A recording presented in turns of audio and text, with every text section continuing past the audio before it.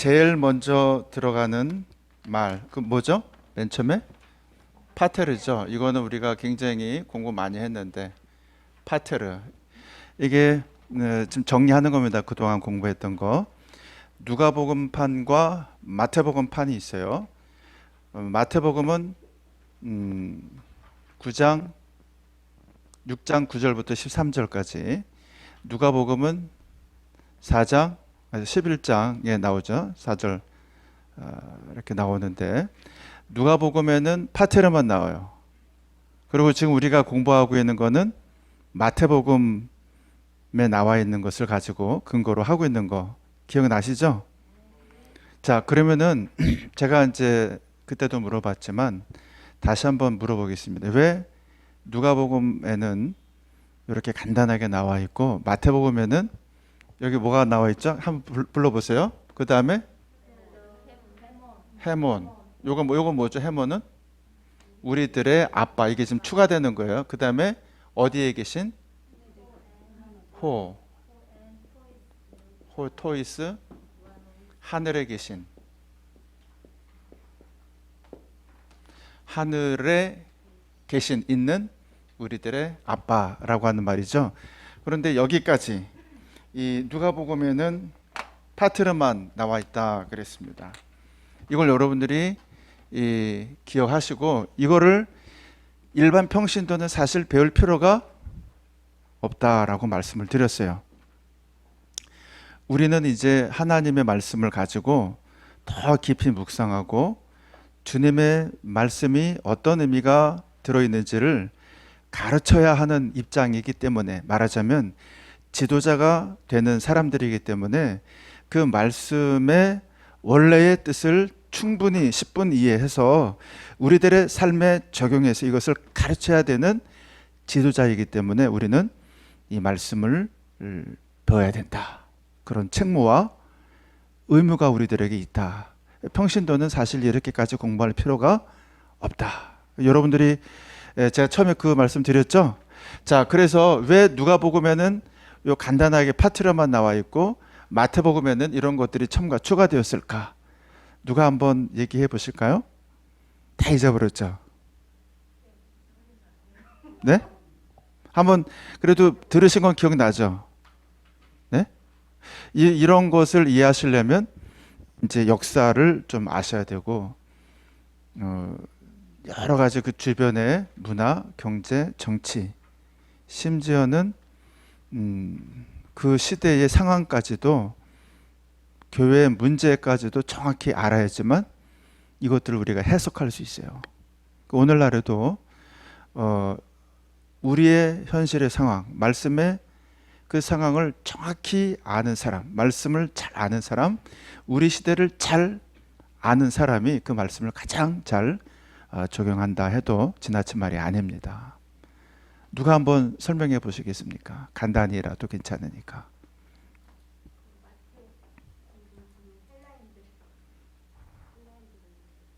그렇죠. 정답이에요. 그래서 지금 이제 누가 처음부터 다시 얘기하면, 예수님께서는 누가 제자에게, 마태 제자에게 이런 각각의 다른 기도문을 주셨다? 아니다. 아니다. 예수님께서는 하나의 기도문을 제자들에게 가르치셨는데, 아마도 각각의 제자들이 자기들의 교회 공동체 혹은 자기들의 교회 상황 혹은 처해진 여건에 따라서 예수님의 그 가르치신 기도문을 이렇게 조금씩 변형했을 것이다 라고 추측하는 거예요. 그러면은 원래 예수님께서 가르치셨던 주기도문은 뭘까라고 하는 그런 의문이 들죠. 그것은 아마도 누가의 것이 가까울 것이다 라고 제가 넌듯이 말씀을 드렸어요. 이건 이제 해석하는 사람들이 몫이에요. 그래서 지금 방금 강수희 집사님 얘기하신 대로 이 마태의 공동체는, 예수님께서는 원래 이 팔레스타인에 있는 히브리 유대인들을 대상으로 이 기도문을 가르치셨어요. 그 전까지는 소위 기도가 굉장히 중구난방이고 굉장히 기도가 길고 그리고 한 번 하면은 한 30분 계속 가는 그런 기도가 대부분이었어요. 그런데 예수님의 기도는 아주 요약해서 가르치신 거예요. 그 당시 기도는 상당히 길었다라고 하는 것만 기억하시면 되겠어요. 예수님께서는 이 간단한 기도를 가르치면서 예수님에 대한 호칭으로 아빠라고 가르쳤는데, 이 아빠라고 하는 가르침은 사실 당시에 이 기도문에서 하나님에 대한 호칭으로 거의 파격적인 가르침이었어요. 말하자면 예수님에 대한 하나님에 대한 호칭으로 당시에 아도나이 혹은 엘로힘, 야훼 이런 이 굉장히 이 초월적인 하나님에 대한 호칭을 유대인들은 갖고 있었거든요. 그런데 이 아빠라고 하는 호칭은 그 당시 사용되어졌던 하나님에 대한 호칭과는 정상반적인 호칭이에요. 이것 자체가 파격적인 거예요.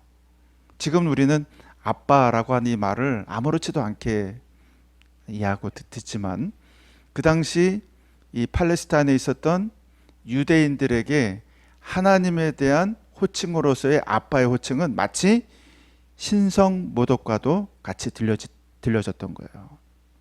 이해가 되시죠? 그러니까 이 아빠에 대한 호칭 자체가 유대인들에게는 굉장히 파격적인 것이었는데, 그런 의미에서 어떤 의미가 있냐면 유대인들은 이미 하나님에 대한 호칭으로 이미 자기들은 야훼, 엘로힘, 아도나이 이런 여러 가지 호칭으로 이 초월적인 하나님에 대한 이해를 이미 갖고 있었던 민족이에요, 유대인들은.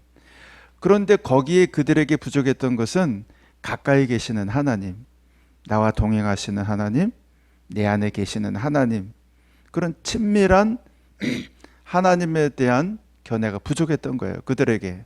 그러니까 이미 초월적인 하나님에 대한 이해를 갖고 있었던 이 유대인들에게 예수님께서는 그 하나님이 바로 우리와 함께 동행하시는 하나님이다라고 하는 호칭만 가르치는 아빠로서 가르쳤으면 되는 거예요. 자, 그런데 이제 역사가 진행이 되면서 예수님 십자가에 달려 돌아가시고 못 박히시고 그리고 부활하시고 승천하시고, 그게 AD 33년이라고 한다면 10년, 20년, 30년 지나서 AD 70년경에 타이두스 장군에 의해서 예루살렘이 함락이 되고 유대인들이 있던 곳에서 다 어떻게 돼요? 뿔뿔이 흩어지고 포로로 다 잡혀가고 유대인들이 얻게 되잖아요. 흩어지게 되잖아요. 그러면서 이 예루살렘에 있었던 정통 유대인들이 어떻게 돼요? 헬라 로마 지역으로 뿔뿔이 흩어지게 되고, 그들은 소위 시나고기라고 하는 회당을 따라서 또 자기들의 생업을 따라서 이제 헬라 로마 지역으로 흩어지게 되죠. 그 로마의 길을 따라서 유대인들이 이 예수님의 제자들이 복음을 증거하게 되고, 그 복음을 증거한 영향을 받은 사람들이 소위 아시아, 그리고 사도행전에 나오는 안티옥 혹은 에베소, 빌립 이런 등등에서 교회를 세우게 되고, 거기에 있었던 교회는 유대인들이 예루살렘에서 있었던 유대인들이 다수고 이방인들은 아예 없었던 그런 형편과는 달리 이 헬라 지역의 안티옥, 고린도, 에베소 이런 데 생겨난 교회들은 정통 유대인들은 한두 명, 몇 명에 불과하고 그 당시에 헬라인들, 로마인들이 다수를 차지하는, 그리고 그 지역 문화가 영향력을 받는 그런 교회였어요. 이런 교회 사람들에게 이제 시간이 많이 지난 거예요. 이런 사람들에게 하나님에 대한 호칭으로 아빠라고 하는 이름을 가르쳐 주면 그 당시 헬라 문화에서는 이 자기들과 함께하는 신, 타락하고 이혼하고 새 여자 만나고 그러는 이 제우스, 헤라, 포세이돈 이런 신들과 구별이 안 되는 거예요. 차별성이 없는 거예요, 그 당시 문화에서는. 그러니까 그 당시 이 헬라의 신들과 동일하게 여겨지는 하나님을 아빠라고 가르치면 그 당시 교회 교인들이 하나님에 대해서 어떻게 해요? 오해하는 거, 오해하기 때문에 그런 것들을 아마도 교정하고 수정하고 바로잡기 위해서 그 아빠는 어디에 계신? 하늘에 계신. 이거는 요 복수를 통해서도 우리가 정확히 알 수 있어요. 우라 노이스인데 이건 단수가 아니라 뭐예요? 우리가 배웠죠? 복수예요. 그러니까 이 하늘이라고 하는 것도 이 제우스나 헤란 이런 신들은 요 첫 번째 하늘에서 내려오는 그런 신들이 아니라 하늘들 위에 계신, 그죠? 복수. 그러니까 여기에서 의도하는 건 뭐냐면, 아, 이건 벌써 이 헬라와 로마의 문화의 영향력 아래에 있는 사람들을 위해 우리들에게 그 하나님의 말씀, 예수님의 교훈의 말씀 기도를 청중의 눈높이에 맞게끔 해석해서 우리들에게 알려주시는 말씀이다 라고 하는 걸 우리가 깨닫게 되는 거예요. 조금 이해가 되시죠? 그러니까 이 아빠라고 하는 말도 그 당시 사람들이 잘 이해하도록 하기 위한 설명이라고 해석이라고 볼 수 있는 거예요. 여기까지 질문 잘 대답하셨어요.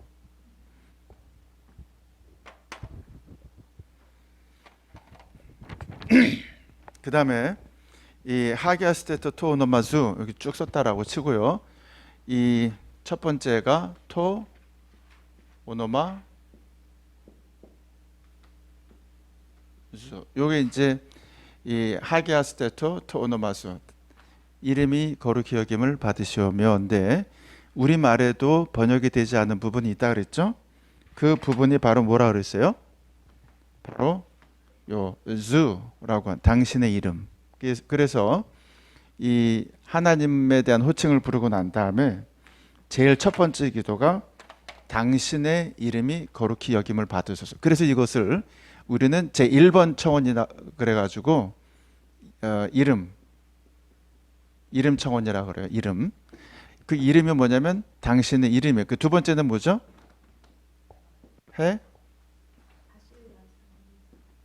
바실레이아. 여기도 역시 주. 당신의 나라가 임하시오며. 두 번째 청원이 바로 나라 청원이에요. 당신의 나라가 임하시오며. 그 다음에 세 번째가 토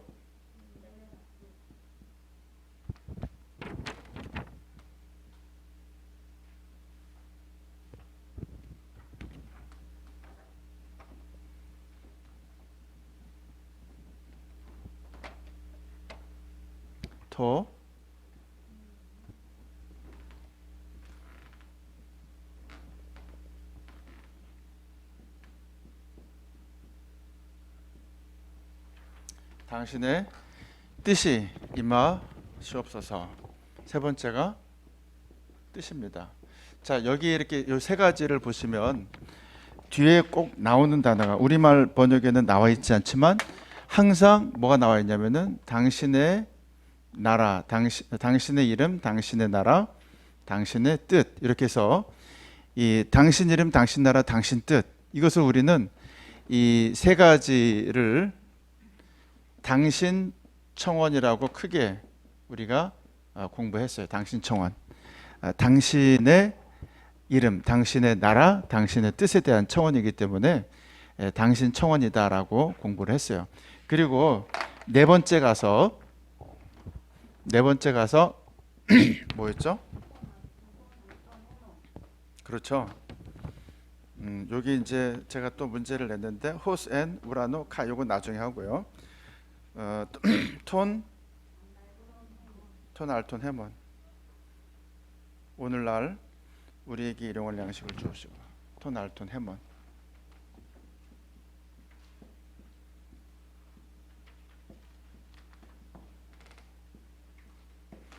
자, 여기에서는 이 우리의 양식이라 그랬어요. 우리의 양식. 그리고 이제 다섯 번째, 네 번째는 양식인데 이 양식이 바로 우리 양식이에요. 다섯 번째는 뭐죠? 용서입니다. 용서. 우리를 용서해 달라라고 했죠. 네. 헤민, 오페일, 레마타, 헤몬, 여기 헤몬. 우리의 죄를 용서해 주소서. 우리의 죄를 우리를 위해 용서하소서. 이런 식으로 되어 있어요. 그래서 역시 우리의 죄를 용서하소서. 그 다음에 여섯 번째도 우리를 시험에 들게 하지 마소서. 에이세는 케스하고 헤마스 이렇게 되어 있죠. 헤마스. 자, 여기 보시면 이렇게 해서 이제 헤몬, 우리들의 양식, 우리들의 죄를 우리에게 용서하소서. 우리를 시험에 들게 하지 마소서. 사단으로부터 우리를 보호하소서. 이렇게 되어 있어요. 자, 그래서 이것은 이제 보호, 사단으로부터 우리를 이 보호해 달라는 이런 청원은 바로 전부 다 같이 위에는 당신이라고 나와 있지만 여기는 우리라고 되어 있기 때문에 이것은 우리는 우리 청원이라고 축약해서 배웠어요. 그래서 주기도문을 아주 간단히 요약을 하면 하나님에 대한 호칭, 아빠라고 하는 부름과 당신 청원, 우리 청원 이렇게 두 가지 호칭까지 합쳐서 세 가지, 그리고 조금 더 넓히면은 아빠라고 한 호칭과 이름, 나라, 뜻, 양식, 용서, 보호, 청원 해가지고 6개의 기도로 이루어져 있어요. 그래서 이 당신 청원은 뭐냐면 당신 청원은 가장 중심되는 핵심 청원이에요. 이 기도가 가장 중심 기도고, 그래서 이 기도를 우리는 중심 청원 혹은 중심 기도라고 얘기하고, 이 우리 청원은 이 핵심 기도를 이루기 위한 우리 삶의 실존에서 꼭 필요한, 그래서 부수적인 이런 것들을 통해서 하나님의 나라가 오기 때문에 우리는 이런 것들을 부수적인 청원 혹은 이것을 보조 청원이라고 얘기를 합니다.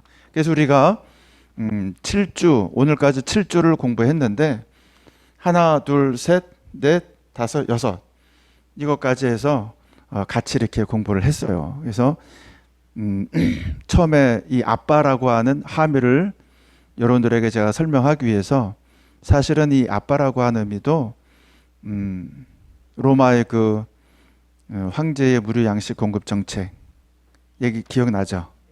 그런 얘기로부터 쭉 이해했어요. 그리고 또 이 하나님의 나라, 당신의 나라도 사실은 그 당시의 문화, 역사, 정치 상황과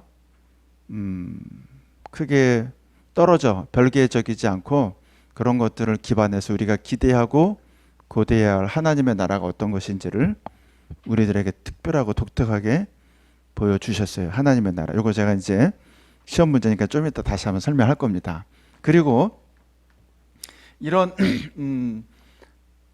이 당신 청원의 가장, 주기도문의 가장 중요한 이 핵심 청원, 중심 청원이 뭐냐? 이게 바로 헤바실레주예요. 당신의 나라가 임하소서. 이 당신의 나라가 임하는 것이 이 예수님의 가장 중심된 교훈이시고, 오늘날에도 우리가 이 예수님의 가장 중심된 교훈을 위해서 우리가 살아가고 있고, 우리가 전도하고 있고, 우리가 마귀와 싸우면서 나아가고 있는 줄로 믿습니다. 그럼 그 당신의 나라가 어떻게 우리에게 임하는가? 세 가지를 통해서 우리에게 오는데, 그 세 가지는 부수적인 청원, 보조적인 삶의 실존을 통해서 우리에게 하나님의 나라가 다가오는데, 첫 번째가 보조 청원의 첫 번째가 바로 뭐냐면 이 떡 문제, 빵 문제, 돈 문제, 물질 문제, 경제 문제를 말한다 그랬어요. 그래서 여기 청원이라고 하는 이름을 쓰고 있지만 사실은 우리에게 물질을 주세요, 빵을 주세요라고 하는 그 기도와 청원은 뒤집어서 보면 나는 물질을 위해서 물질만 따라가지 않고 저는 하나님만 믿는 백성으로 살겠습니다라고 하는 강력한 자기 서약이 담겨 있는 거예요. 그러니까 오늘날 우리에게 일용할 양식을 주옵소서라고 하는 형식의 기도이지만 마치 충신이, 기사가 혹은 그 나라의 백성이 우리는 물질과 빵과 경제와 돈을 위해서 오직 하나님만 바라보겠습니다 라고 하는 신하의 충성 고백, 서약이 담겨 있는 거예요. 기도하면서. 그러니까 이 주기도문은 기도문인 동시에 뒤집어서 보면 뭐다? 서약이에요. 서약. 나는 그렇게 살겠습니다 라고 하는 서약이에요. 이게 굉장히 중요한 거예요. 두 번째도 마찬가지입니다. 두 번째도 하나님의 나라가 우리 가운데 충만히 임하기 위해서 여기 용서 청원을 하는데, 그 용서 청원의 전제가 뭐냐면 우리들의 죄를, 여기 나와 있죠. 우리들의 죄를, 오페일레마타, 우리들의 죄를 우리를 위해 아페스, 용서하여 주세요. 그런데 그 뒤에 나와 있는 게 우리도에, 우리도 뭐라고 나와 있어요? 제가 문제 냈죠. 호스카이 헤메이스. 여기서 보시면은 이렇게 돼 있어요. 호스 카이 헤메이스. 이게 뭐냐면 요 카이는, 요 호스는 뭐뭐처럼이에요. 뭐뭐 한 것처럼인데, 카이는 강조용법이라고 그랬어요. and이기도 하지만 두 가지로 쓴다 그랬죠. 우리도, 그 다음에 뭐예요? 용서한 것처럼. 우리도 우리에게 죄 지은 자들을 용서한 것처럼, 혹은 용서할 테니 우리의 죄도 용서하여 주소서. 그러니까 이 용서 청원도 말하자면 우리의 죄를 용서해 주소서라고 하는 기도이지만, 이걸 이렇게 뒤집어서 보면 우리도 우리에게 빚진 자들, 죄 지은 자들을 용서할 테니, 이게 뭐예요? 서약이잖아요. 나도 그렇게 살 테니 우리의 죄도 용서해 달라는, 이게 지금 강력한 자기 서약이 이 안에 담겨 있는 거예요.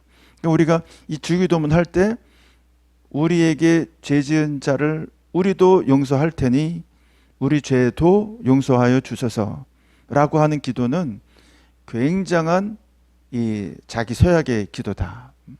함부로 하는 그런 기도가 아니다. 이 마태복음 18장 얘기했죠? 1만 달란트 빚진 자 이야기. 천국에 계신 너희 아버지께서도 너희에게 이와 같이 하시리라 라고 하시는 이 왕의 말씀, 이게 상당히 우리에게 엄중한 이야기를 들려주는 교훈이고 청원이에요. 세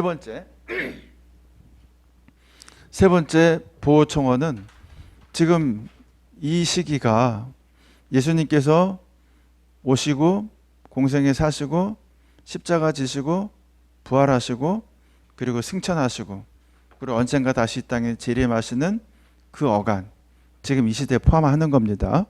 이 시대에 사단의 유혹이 있어요, 없어요? 사탄의 유혹이 있어요. 분명히 있어요.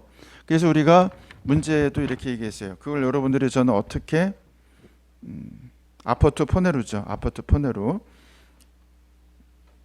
이 아포트 포네루, 사단으로부터 우리를 보호하소서라고 하는 것은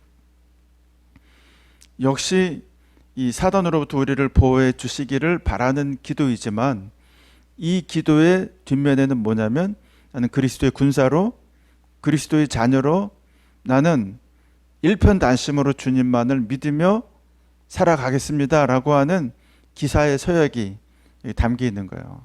그래서 우리를 구해 주소서라고 하는 그런 기도를 드리면서 내가 누구 편에 섰다는 걸 보여주는 거예요. 나는 하나님 편에 선 거예요. 여러분, 지난번에 제가 말씀드렸어요. 마지막 편에 예수님 십자가에 달리실 때 영적인 전선이 형성되어 있다 그랬어요. 그래서 예수님을 중심으로 해서 이 편에 있는 강도, 저 편에 있는 강도, 그리고 군중들, 그리고 군병들, 네가 하나님의 아들이라면 내려와서 입증하고 너도 구원하고 우리도 구원하라.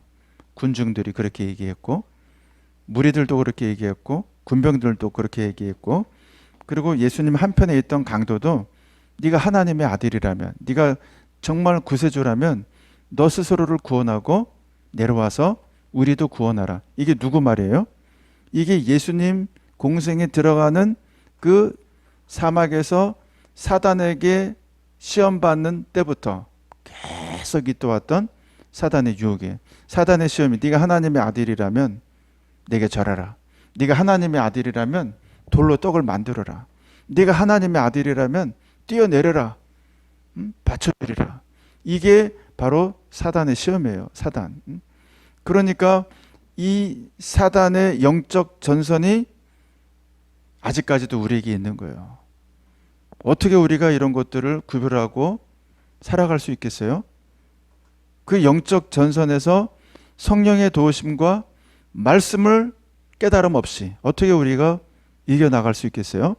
그래서 이 기도는 주님께서 우리를 도와주셔야 됩니다 라고 하는 간절한 간청의 기도이기도 하지만, 또 한편에서는 주님의 자녀로 살겠사오니, 주님의 기사로, 주님의 군사로 살겠사오니, 성령을 의지하겠사오니, 말씀을 보겠사오니, 이런 등등을 다짐하는 하나님의 자녀의 서약에 담겨있는 기도예요. 자, 그러니까 다시 간단히 요약하면 주기도문은 기도이면서 동시에 뭐다? 서약이다. 서약. 이걸 여러분들이 기억하셔야 돼요. 그래서 우리가 기도할 때마다 하나님의 자녀로, 하나님의 군사로, 주여, 제가 지금 돈이 없지만, 물질 없지만 주님의 자녀로 살겠습니다. 고백하는 거예요. 아이, 안 그래요? 제가 지금 인간관계에서 좀 이렇게 되어 있지만 주님, 저도 주님 따라 용서하며 살겠습니다. 그럴 때 성령의 역사가 나타나고, 그럴 때 주님의 역사가 나타나게 되는 줄로 믿습니다. 이게 주님께서 우리에게 이제 가르쳐 주신 내용이에요. 이제 요약을 했는데, 맞죠? 지금 이제 전치사 몇 가지 했는데, 하늘에서 이룬 것처럼 땅에서도 이루어지다 할 때 어떻게 한다 그랬습니까? 그 뜻이 하늘에서 이룬 것처럼 땅에서도 이루어지다. 여기 호스죠? 호스. 우라. 요 N은 항상 역격을 취한다 그랬죠? 그 다음에 카이, 에피, 게스. 땅에서도, 요 카이는 역시 땅에서도, 하늘에서처럼, 이렇게. 자, 그러면 이제 우리가 이거 다 풀었죠? 정답 다 풀었죠? 아포 투 포네로, 악에서부터 우리를 구하옵소서. 아포 투 포네로. 요 포네로는 지난번에 제가 말씀드렸듯이 이 형용사 악인데 남성, 여성, 중성이 같다 그랬어요. 그런데 이 중성으로서의 추상적인 악에 대한 해석보다는, 우리 주기도문에는 악으로부터 보호하소서 이렇게 되어 있지만, 보다 더 정확한 뜻은 남성 명사를 따라서 남성 명사인 사단으로부터 우리를 구하소서, 이렇게 하는 게 더 정확한 해석이 되겠습니다. 자, 그럼 이제 정답을 제가 다 알려드렸고요. 우리 잠깐 쉬었다가 이제 문제 두 가지 제가 강의를 통해서 할 테니까 여러분들이 조금씩 요점 정리하면서 들으시고 적고, 그리고 이제 레포트 내시고, 그리고 남는 시간에는 이제 질문 혹은 질의, 응답, 이런 시간 갖도록 하겠습니다. 첫 번째 문제가, 2번 문제가 하나님의 나라에 대한 함유를 쓰시오. 주기도문의 가장 중요한 청원이 제가 뭐라 그랬어요? 그게 바로 헤 바실레야 주예요. 엘세토 헤 바실레야 주. 하나님의 나라가, 당신의 나라가 임하소서이거든요. 이제 처음부터 말씀드리면 예수님의 가장 핵심 교훈이 녹아 있는 게 바로 주기도문이에요. 그래서 예수님께서 공간복음서를 통해서 하나님의 나라, 천국 비유를 일러 가르칠 때, 공간복음서에서 예수님이 가르치는 그 모든 교훈의 핵심은 바로 천국 비유, 천국에 대한 교훈을 가르치기 위한 비유를 가르치신 거예요. 그래서 마태, 마가, 누가, 요한복음을 보시면 예수님의 씨 뿌리는 비유, 이른 양의 비유, 무슨 비유, 드라크마 비유, 모든 비유가 다 한마디로 말하면 뭐예요? 하나님 나라, 우리 주기도문의 용어로 빌으면 이 당신의 나라, 하나님 나라를 가르치기 위한, 설명하기 위한 교훈이에요. 그 하나님 나라의 교훈의 핵심이 집약되어 있는 것이 바로 주기도문이에요. 그걸 가지고 우리가 기도하는 거예요. 그렇기 때문에 이 하나님의 나라에 대한 것은 주기도문의 가장 핵심 기도이면서 동시에 예수님께서 가르치신 가장 핵심 중심 교훈 중에 교훈이에요. 자, 이거 얘기하면 이제 제가 중간에 한번 이런 얘기했어요. 예수님께서 가장 핵심적으로 가르치신 교훈이 바로 하나님 나라, 당신 나라 교훈인데 사도들은 그러면은 주님의 나라에 대해서 가르쳤는가? 그렇지 않다 그랬어요. 이 사도 바울이라든가 베드로라든가 기타 다른 모든 제자들은 하나님의 나라에 대해서 가르치기보다는 예수님의 부활과 고난과 십자가의 죽으심과 부활에 대해서 가르쳤어요. 거기에 대해서 제가 설명해 드렸죠. 제가 말씀드렸는데 과연 이 사도 바울이 이 예수님의 충실한 추종자인가 아니면 기독교의 창시자인가 이런 질문을 한번 드렸어요. 거기에 대해서 이 일단의 자유주의 학자들은 예수 그리스도의 충실한 제자가 아니라 오히려 자기만의 독단적인 기독교를 세운 장본인이다 이렇게 주장하는 사람들이 없지 않아 있다 그랬죠. 왜? 그 증거가 몇 가지가 있는데 예를 들면 음식 문제, 먹는 문제, 수고비 문제. 그래서 예수님은 이 교회 헌금 가지고 복음 전도 할 수 있다, 자비량 할 수 있다. 아니 이 소의 입에 망을 씌우지 말라. 곡식을 떠는 소의 입에 망을 씌우지 말라라고 하는 말은 하나님의 일을 하는 사람들이 헌금 가지고 살 수 있다 이렇게 말씀하셨는데 사도 바울은 자비량했단 말이죠. 다르다는 거예요. 그 다음에 할례 받아야 된다라고 말씀하고 있는데 이 정결법에 의해서 이 사도 바울은 정결법에 의하지 않고 독특하게 때에 따라 상황에 따라 할례 받아라 받지 말라 이렇게 이 이중적인 태도를 취한 것을 우리는 볼 수 있고 또 모든 음식도 사실은 정결법에 의해서 우상에게 드려졌던 것들은 먹으면 안 된다라고 율법에서 가르치고 있는데 사도 바울은 모든 음식은 하나님 주신 것이니 먹어도 괜찮다라고 하는 식으로 말하면서 동시에 내가 형제를 실족하게 하면 내가 영원히 먹지 아니하리라라고 하는 새로운 어떤 걸 얘기하죠. 이런 등등의 차이들, 예수님의 교훈과 사도들의 가르침의 차이들, 더 나아가게 되면 결혼 후에 갈라지지 말라라고 하는 것과 사도 바울은 고린도전서 7장에 갈리면 갈리게 하라라고 하는 거라든가 이런 것들이 너무나 분명하게 다르기 때문에 이것 봐라 다르지 않느냐.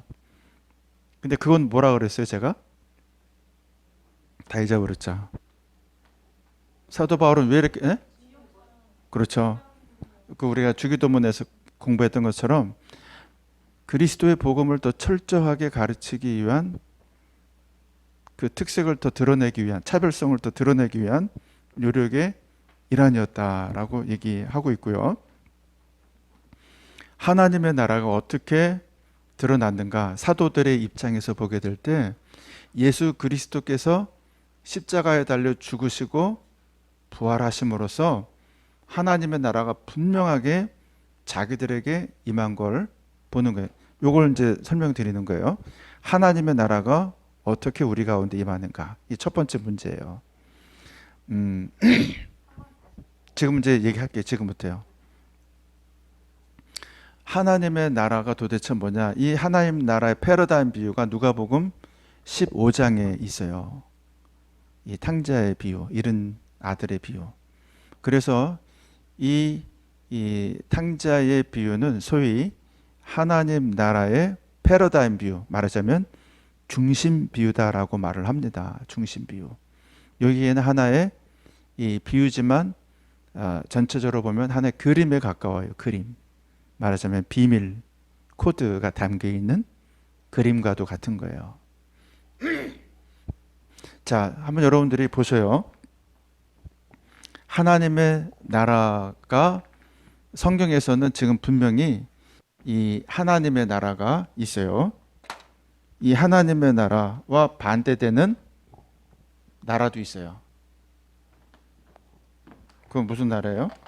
사단의 나라도 있어요. 사단의 나라. 이제 주기도문 정리하는 거예요. 주기도문 누구 교훈의 핵심이다? 예수님의 교훈의 핵심이다. 녹아 있다 그랬어요.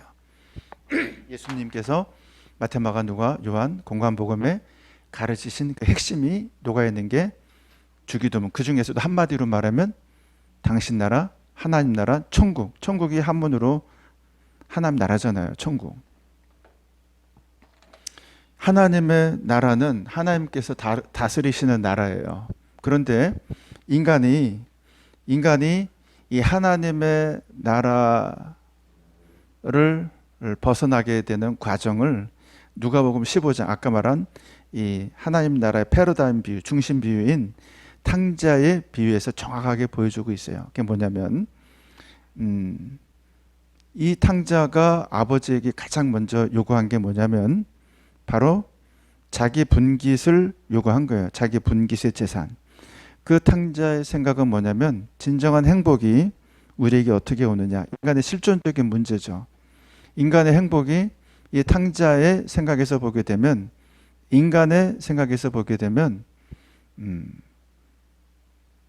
내가 자기 생각, 자기 주장으로 해서 자기 몫의 재산을 가지고 내 생각대로 내 뜻대로 장사하고 임원 남기고 하면은 자기가 행복해질 것 같은 거예요. 그래서 이 탕자가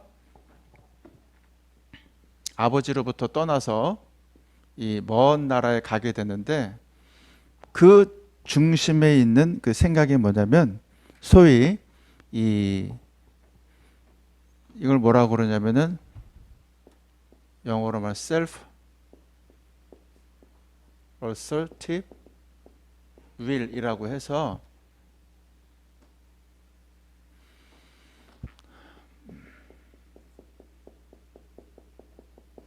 자기 주장 의지예요. 자기 주장 의지.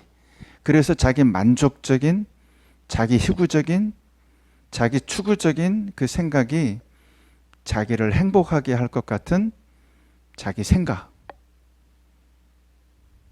추구, 희구. 이걸 주장한 거예요, 탕자가. 그래서 결국은 하나님의 나라에서 이 사단의 나라로 떨어져요. 이 하나님의 나라가 우리가 이 헬라어로 뭐라 그랬어요? 바실 레이아 주, 당신의 나라.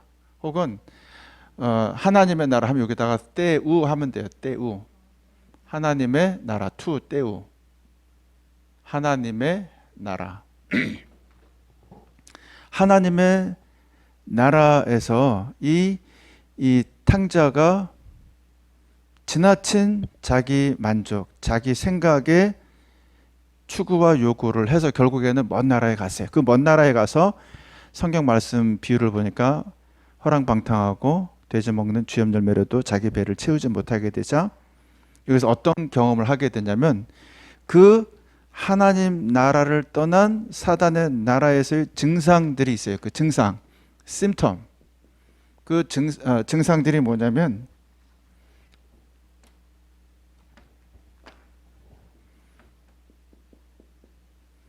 여러 가지가 있는데 굶주림. 돼지 먹는 열매로도 자기 배를 채우지 못하는 굶주림. 배고픔 같은 말이죠. 굶주림, 배고픔.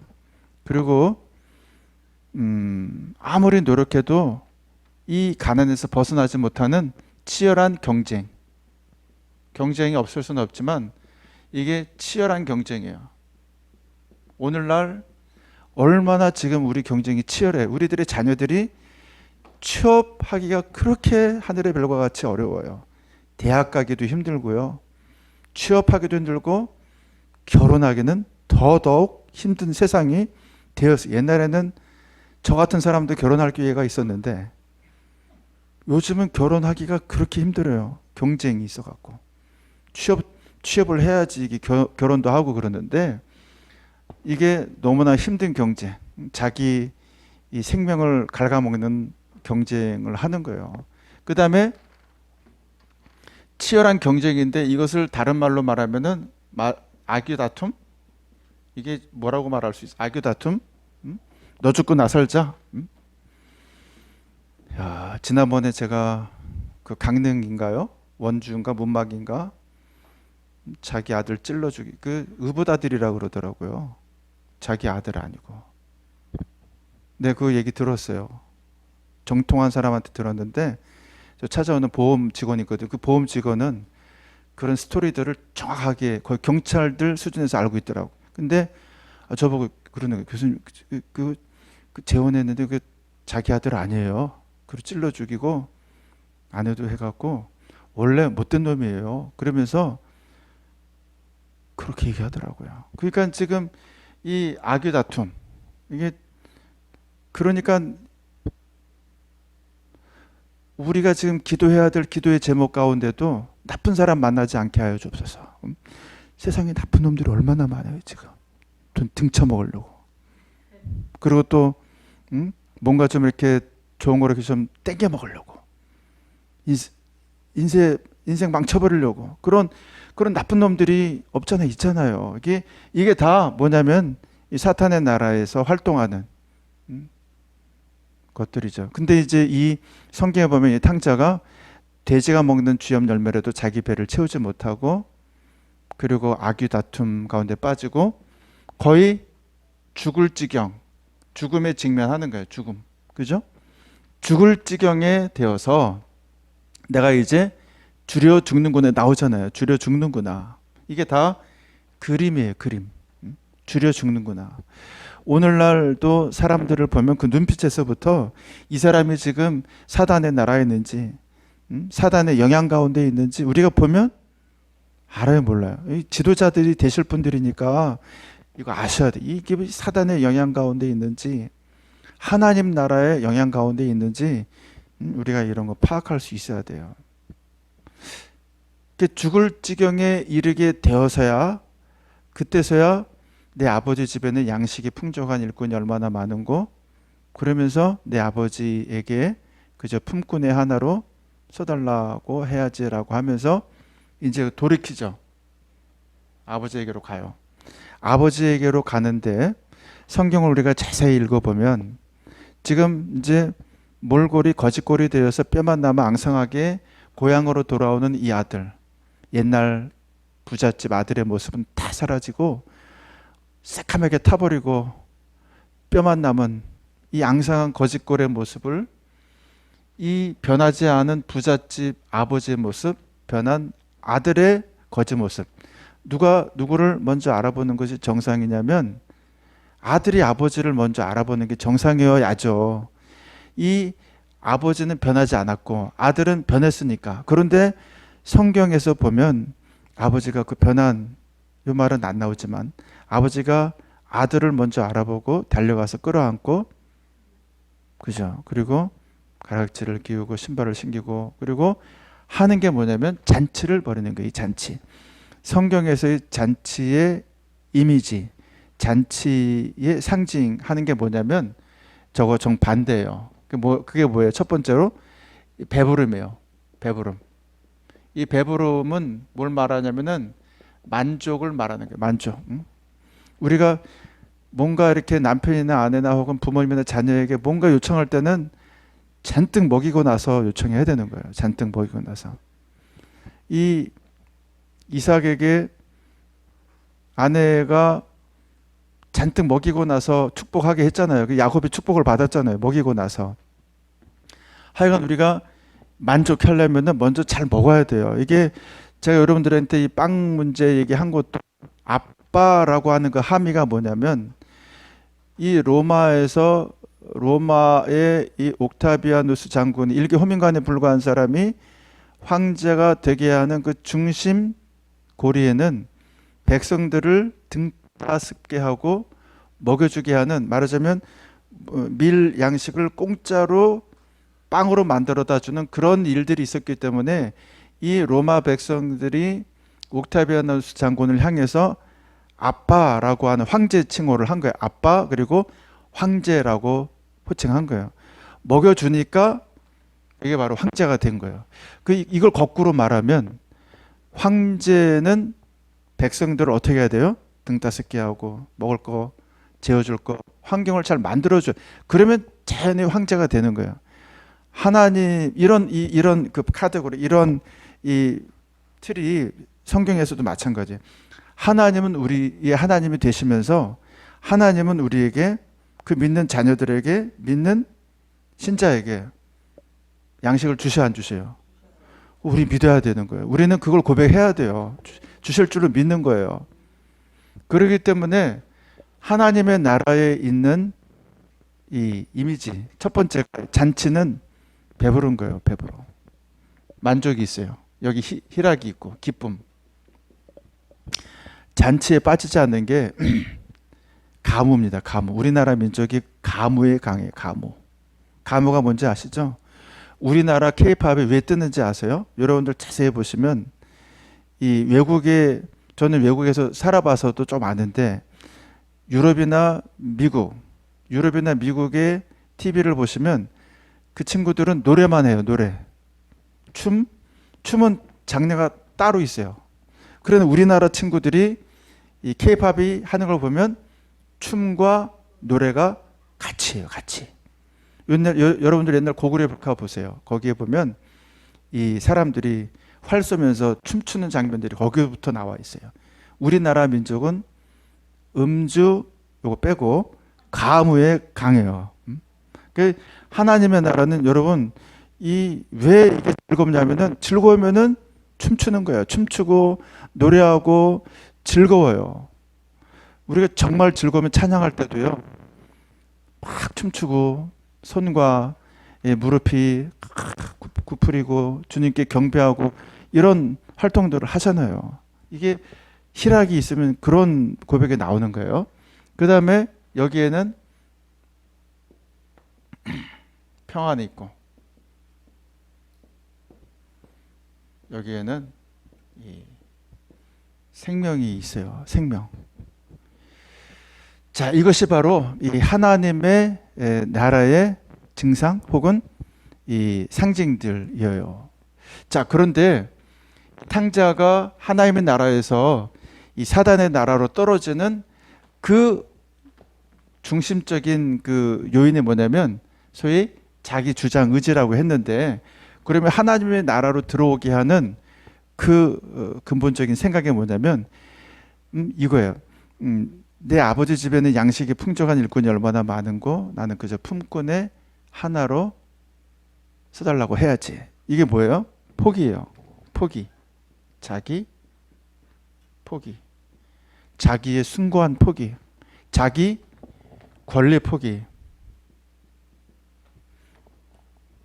하나님의 나라에 우리가 어떻게 들어가는가?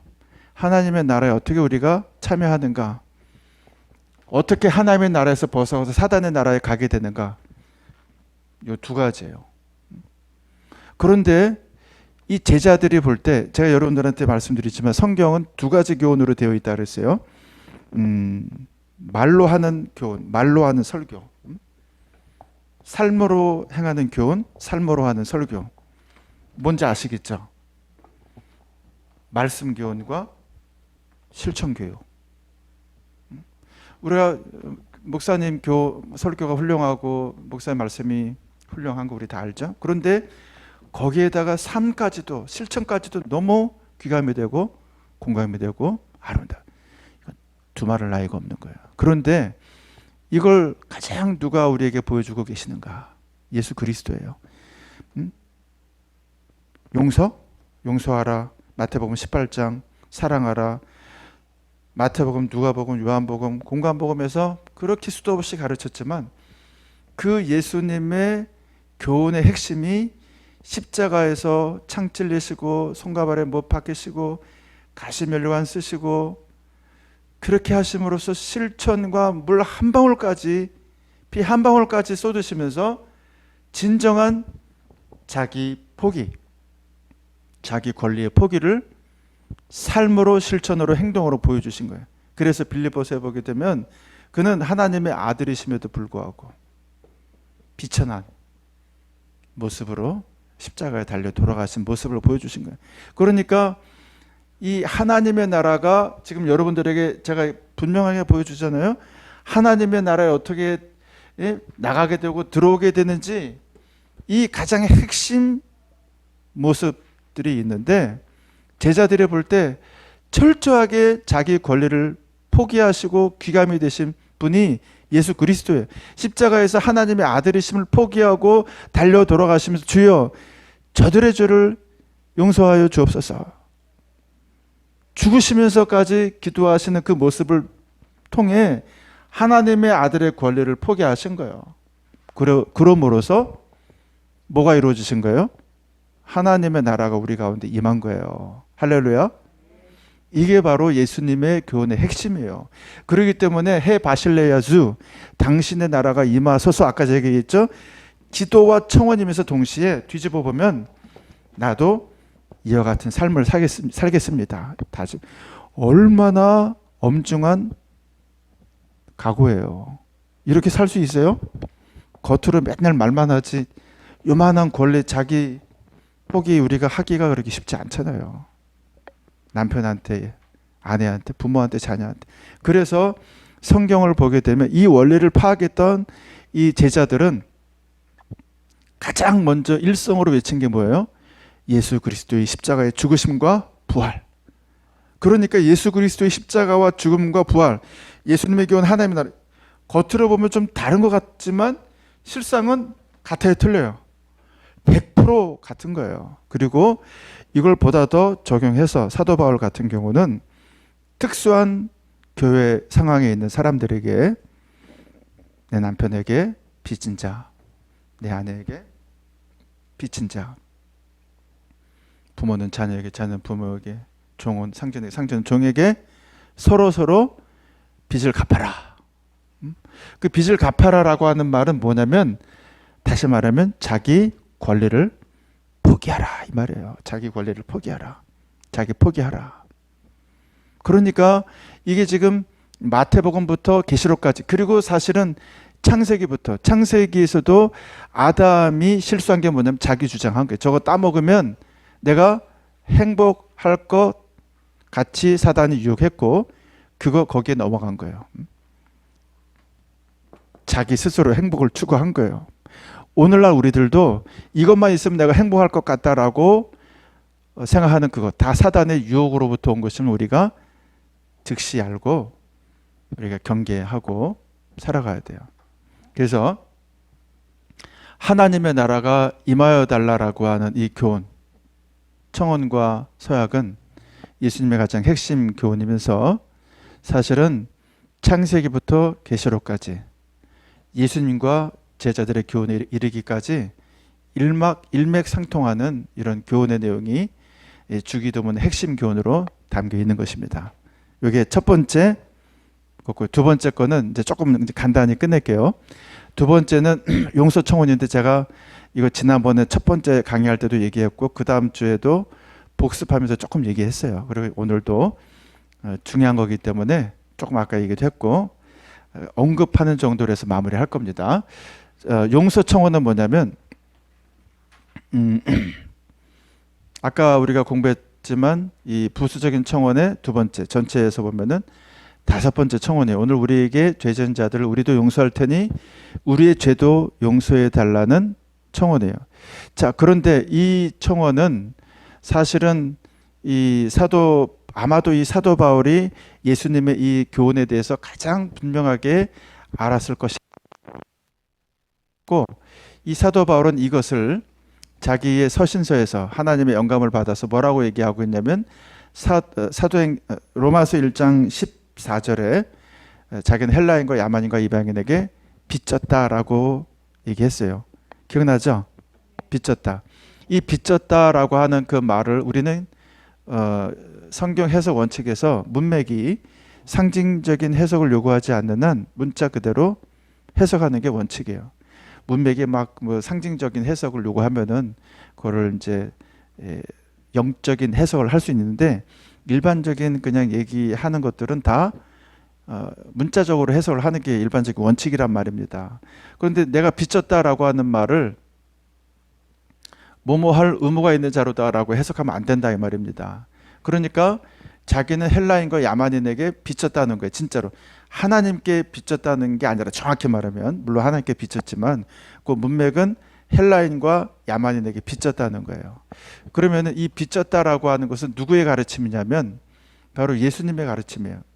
마태복음 18장에 나오는 1만 달란트 빚진 자, 너희가 각각 중심으로 용서하지 아니하면 하늘에 계신 천부께서도 너희에게 이와 같이 하시리라 라고 하는 예수님의 가르침을 그가 그렇게 쓰고 있는 거예요.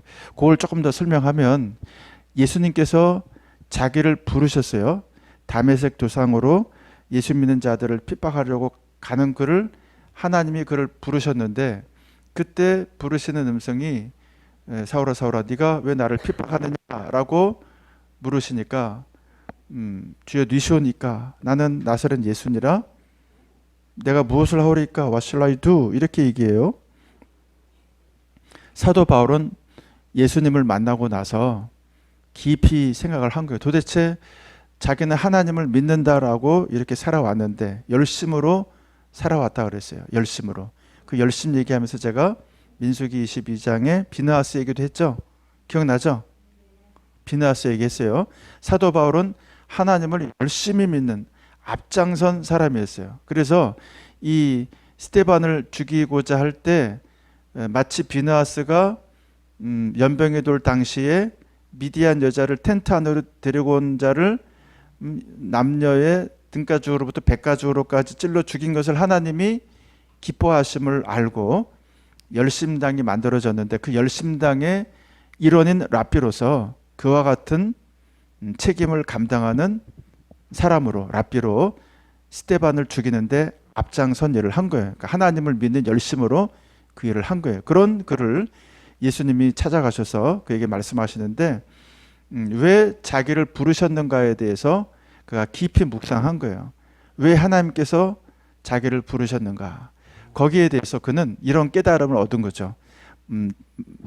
로마서 1장 14절에 말한 것처럼 자기는 헬라인과 야만인에게 빚진 자, 이방인의 사도다, 이방인에게 빚진 자다라고 말하고 있는데, 그건 뭐냐면 하나님께서 자기를 부르신 것은 이방인을 변화시키기 위한 하나님의 사랑의 계획, 구원의 계획이 있었기 때문에 자기를 부르셨다라고 하는 걸 깨달은 거예요. 그러니까 하나님의 부르심, 사울아 사울아 네가 왜 나를 핍박하느냐, 이렇게 하나님이 자기를 그 부르심이 왜 부르셨냐면 자기를 사랑해서이기도 하지만 실제로는 더 깊이 따져 들어가면 하나님의 저 헬라인, 이방인, 야만인을 향한 하나님의 그 구원의 계획이 있었기 때문에 그들을 구원하고자 하는 하나님의 열심, 하나님의 사랑 때문에 자기를 부르셨다라고 하는 것을 사도 바울은 신학주의적으로 그걸 생각하는 거예요. 하나님의 그 계획이 있었기 때문에 내가 부름을 받은 것이구나. 그렇기 때문에 자기가 부름받고 구원받은 것은, 돌이키게 된 것은 바로 자기를 향한 하나님의 사랑보다는 이방인을 향한 하나님의 구원의 계획이 먼저이기 때문에 자기가 부름받았다라고 고백하는 거예요. 이게 바로 자기는 빚졌다, 빚진 자다, 이걸 깨달은 거예요. 그걸 우리들에게 적용하면 우리도 역시 하나님께서 우리를 왜 부르셨을까? 내가 잘났기 때문에, 뭐가 있기 때문에가 아니라 나를 통해서, 내가 가진 것을 통해서 하나님의 이 영혼들을 구원하고자 하는 사랑과 구원의 계획이 있기 때문에 나를 부르신 것이다 라고 하는 그런 소명의 응답을 갖게 되고, 나는 빚진 자, 이걸 조금 더 적극적으로 얘기하게 되면 나는 그들에게 종, 더 리얼하게 얘기하면은 노예같이, 사도 바울이 하는 표현의 얘기, 노예처럼. 그래서 이제 사도 바울은 이 사상, 이 예수님의 교훈을 아까도 말씀드렸지만 남편은 아내에게 빚을 갚아라, 채무자 같이 되라, 종노릇하라. 노예같이 되라. 이게 사실은 오늘날의 윤리에서는 하나도 안 맞아요. 지금 페미니즘이라든가 여성 이런 남성 권리, 여성 권리 다투는 데 가서 이런 얘기하면 맞아 죽어요. 그런 얘기하면 절대 안 돼. 이거는 그냥 우리끼리 하는 얘기예요. 지금 잘못하면 맞아 죽어요. 실제로 그래요. 그래서 하나님의 은혜로 우리가 구원받아야 될 주님의 사람들에게 빚진 자처럼, 종처럼 혹은 노예같이 살아야 될 것을 우리에게 말씀하고 있는. 그렇기 때문에 이제 결론입니다. 그 결론은 오늘 우리에게 죄 지은 자들을 우리가 용서할 때 우리도 용서할 테니라고 하는 말은 사실 우리 주변에 용서 제가 할 사람 없잖아요. 그 말은 미래 시점으로 보게 되면 내게 있는 모든 사람들, 남편, 아내, 부모, 형제, 친구, 이웃, 구역, 성도, 그 모든 하나님의 은혜 가운데 있는 사람들에게 채무자 같이 행동하라 이 말입니다. 채무자 같이. 채권자 같이 행동하는 게 아니에요. 교만하게 행동하지 말. 교만은 상대가 나를 사랑하지 못하게 해요. 편견은 내가 상대를 사랑하지 못하게 해요. 내가 주변에 있는 모든 인간 관계 사람들에게 빚진 자처럼, 채무자처럼, 조금 더 자극적으로 얘기하면은 종노릇 노예처럼 살 것을 다짐해야 되는 것이 바로 빚진 자라고 하는 말이에요. 이것이 바로 이 예수님께서 하나님의 나라가 우리 가운데 실존적으로 임하게 되는 인간 관계에서 우리에게 죄 지은 자를 우리도 용서할 테니 우리 죄도 용서해 달라는 말.